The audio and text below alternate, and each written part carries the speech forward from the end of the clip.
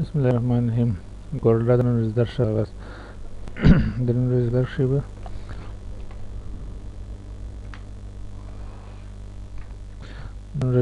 به په کورل ډرا 11 کښې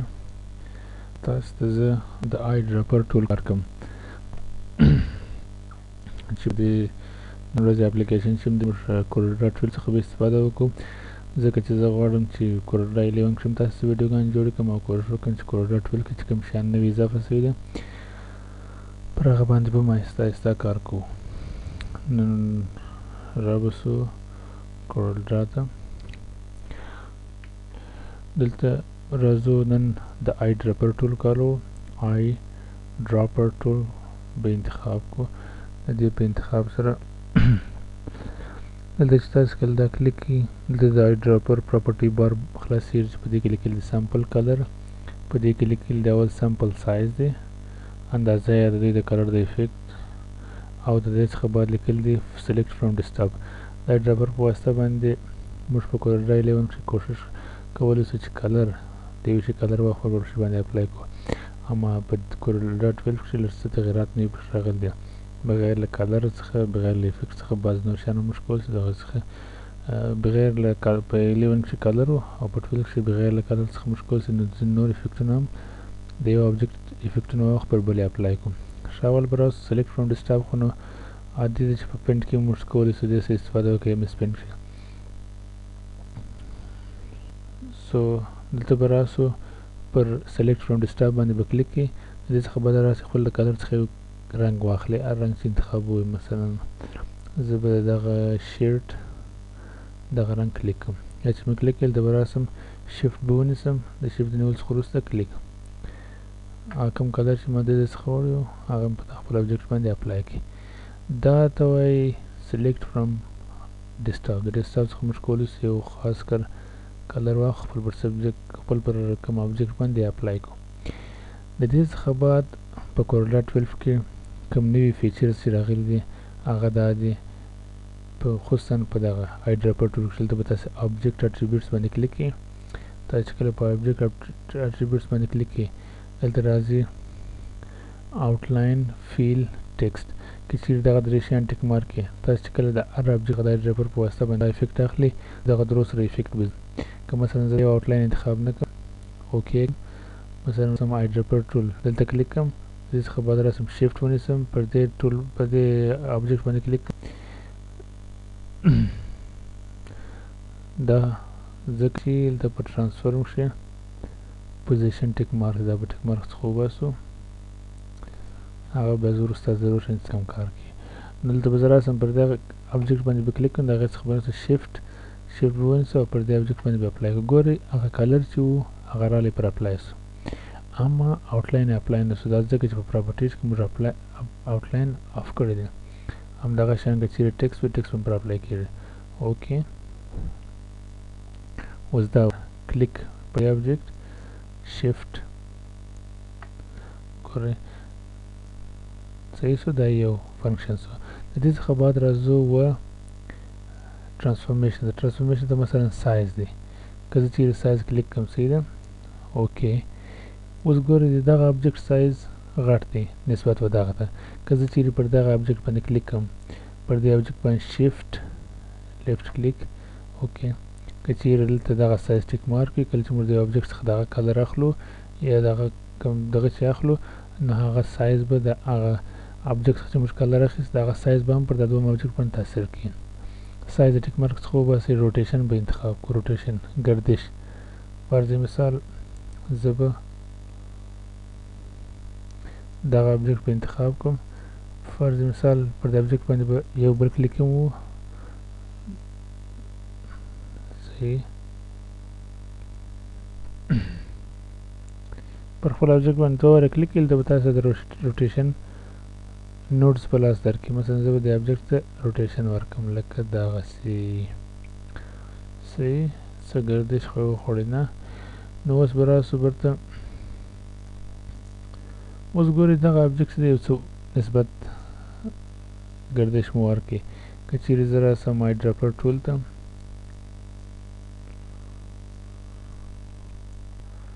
دلته راسم مثلا دا ځلې په ترانسفورمیشن کې په روټیشن انتخاب دی سیده روټیشن انتخاب دی اوکې اوس راځم پر دې ابجیکټ باندې به کلیک کوم د دې څخه بعد به شیفټ ونیسم پر دغه ابجیکټ باندې به اپلای ګورئ لږ څه حرکت یې وخوړی شیپ یې نه غوره کړم دې ته وایي روټیشن صحیح او د دې څخه بعد که چیرې راسل ته پوزیشن انتخاب کو پوزیشن دوه ابجیکټ د منبع د ابجیکټ سره یوځای کړي که تاسو دې کار راخی پر دې باندې اپلای کوئ دا ابجیکټ په دې ابجیکټ سره پوزیشن کې یعنی د ځایګاه باندې دې ته وایي پوزیشن د په ځای کې راځي دا تاسو هغه وخت ښه کولی شئ چې یو ابجیکټ یو بل شی ولرئ دلته که څه موږ دوې دایرې لرو شاید تاثیر معلوم شي خو بیا به هم زه به یو بل ابجیکټ راواخلم مثلا سټار به راواخلو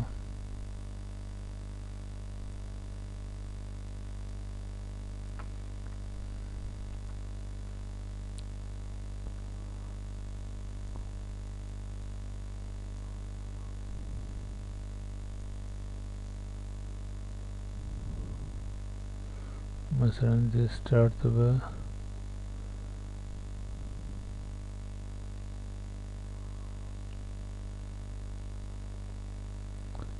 صحیح سو اوس نو تاسو د دغه د پوزیشن د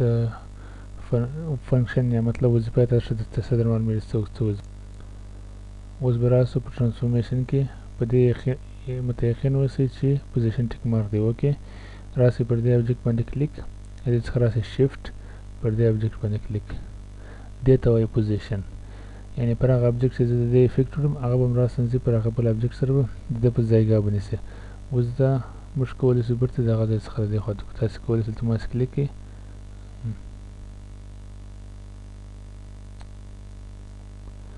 موومنټ ټول دا زموږ دوه ابجیکټ دي دې ته وایي پوزیشن د دې څخه بعد که چیرې تاسې آی ډراپر ټول ته راسئ کله چې موږ دا کلیک کوو د دې څخه بعد موږ لرو افیکټ دلته خو افیکټ زیات دي بعضې افیکټونه موږ ته تر اوسه پورې ویلي نه دي خو هغه نور به زه چاته موږ ته په هغه د 11 په درسو کې ما تاسو ته ویل دي د هغه یو افیکټ به زه څه کار کوم یو یا دوه مثلا دا یو شاډو دی صحیح دی شاډو به زه ټیک مارک کړم اوکې صحیح ده مثلا زه به خپل دغه ابجیکټ ته دې ته به زه شاډو ورکړم صحیح شاډو سره کوم ورکړم دلته به راځي انټراکټیویټي ټولز ته به راځي دا چې مو کلیک کړئ دلته به راسئ شاډو ډراپر ټول به انتخاب کړئ ډراپ شاډو چې مې انتخاب کړئ اوکې د دې څخه بعد د دغه ابجیکټ په دا کړتنې حصه کې به زه کلیک وکړم صحیح او داسې به درته حرکات ورکړم اوس موږ د ابجیکټ شاډو یا سایه پیدا کړله صحیح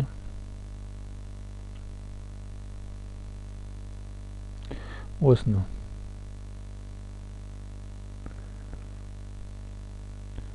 نو که چیرې زه راسم و آی ډراپر ټول ته اوکې دی کلیک کوم د کلیک کولو څخه بعد د په افیکټس کې وګورم ما ډراپ شاډو ټیک مارک کړی و اوکې اوس به راسم دا ابجیکټ به کلیک کوم د دې په کلیک کولو څخه بعد به راسم شیفټ به ونیسم پر دې ابجیکټ باندې به اپلای کړم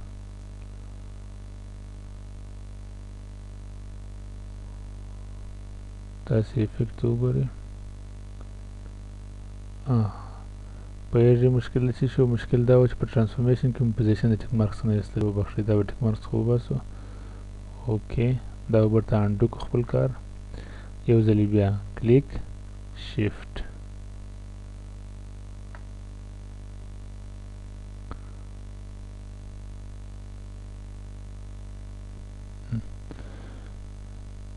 صحیح سو ټول افیکټ یې ورکړې ده شاډو دا وګوره ټول نو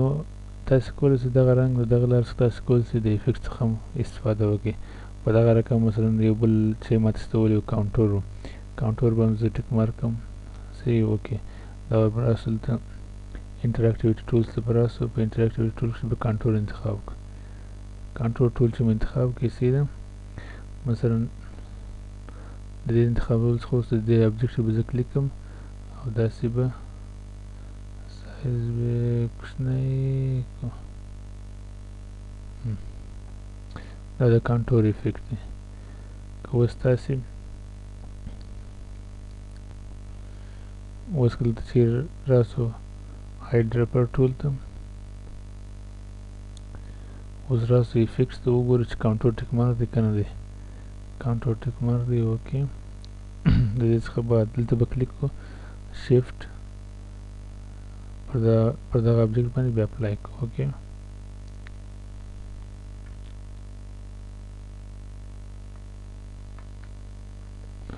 دلته پر دې ابجیکټ باندې اپلای کو اوکې اوس تاسې افیکټ ته وګورئ